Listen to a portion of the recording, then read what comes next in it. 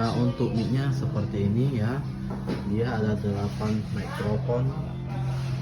Bahan mic-nya bahan metal ya bosku ya, atau besi ya. Oke, untuk receivernya seperti ini. 8 channel ya bosku ya, bisa ganti frekuensi juga bosku ya. Soundless King Rock 8 ya. Dia dapat satu kotak aluminium lewat ragol ya. Oke.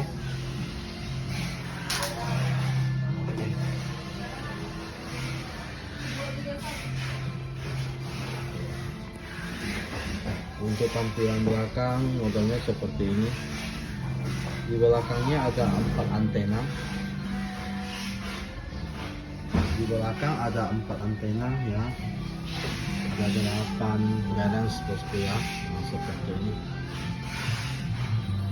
Oke, yang bisa langsung ya gas.